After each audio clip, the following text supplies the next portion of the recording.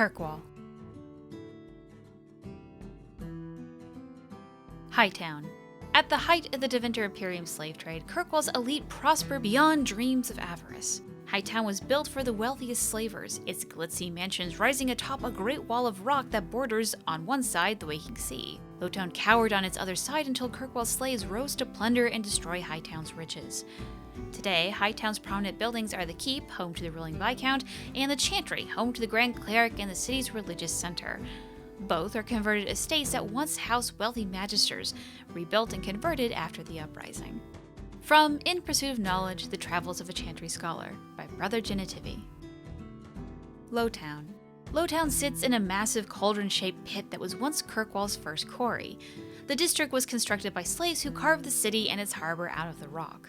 Today, Lowtown is a labyrinth of shanty towns, corridors, and hexagonal courtyards, hexes in the local parlance.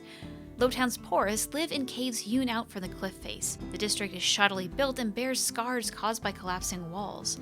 Foundry smoke smothers the area. Only a cold winter storm clears the air, but the icy wind howling over the mouths of the old mine shafts hardly counts as relief. Occasionally, these Darktown shafts erupt with gouts of foul air known as choke damp. It's not uncommon to find whole slums silently suffocated, frozen in the midst of everyday activity. The walls surrounding Lowtown are highest by the harbor.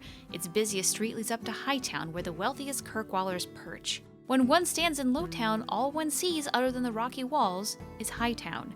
It glitters overhead, always in sight, yet always beyond reach. From In Pursuit of Knowledge, The Travels of a Chantry Scholar, by Brother Genitivi. The Elven Alienage. Lowtown is home to a squalid elven alienage. Here, like in most Thedas alienages, elves are packed into tiny rundown apartments and effectively segregated from the human population.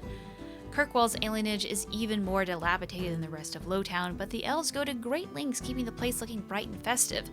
The Venedal, Tree of the People, standing in the middle of the alienage, is a symbol of elven pride and shared cultural identity, and it is lovingly cared for. It is difficult to say if the elves would continue confining themselves to the alienage if they were given the chance to mingle. They may not admit it, but some feel that living among their kind is far better than living with humans, no matter how terrible alienage life may be. From In Pursuit of Knowledge, The Travels of a Chantry Scholar, by Brother Genitivi. Darktown. Darktown was once a mine controlled by the Deventer Imperium. Once exhausted, the mine shafts were extended under the city to dispose of sewage from Kirkwall's overcrowded population of slaves. Unsurprisingly, the tunnels became a refuge for those fleeing captivity. A similar trend continues today. The Undercity, as some call it, is home to the diseased, the insane, to criminals, and even the dead. Unwanted corpses are often discarded here by murderers and lazy undertakers. Darktown's slums make Lowtown look pleasant in comparison. The foul miasma known as choke damp clogs and swells in every corner of the Darktown, creating a poisonous mist. Its sewers are a dangerous place. The walls are damp, slick, and coated with phosphorescent lichen. The sewer is a maze, and one foolish enough to enter is not likely to be heard from again. From In Pursuit of Knowledge, The Travels of a Chantry Scholar, by Brother Genitivi. The Gallows. Statues of tortured slaves fill the gallows courtyard, a ghastly memento of Kirkwall's history.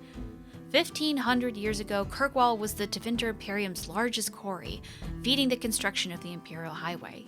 The Imperium's hunger for expansion led to legions of slaves forced into working the quarry. When the Empire's construction phase ended, Kirkwall slid naturally into its new role as the capital of the slave trade, the gallows at its heart. The statues are not monuments to the suffering of slaves. Every inch and angle of the courtyard was designed by magisters bent on breaking the spirit of newcomers. Executions here took place daily, sometimes hourly, and corpses were hung from gibbets throughout the yard. New slaves trudging in from the docks saw what awaited them. When Our Lady turned her armies against the Imperium, the slaves of Kirkwall revolted and claimed the city for themselves. The gallows stood empty for 200 years, not to be reopened until the crowning of Divine Justinia I.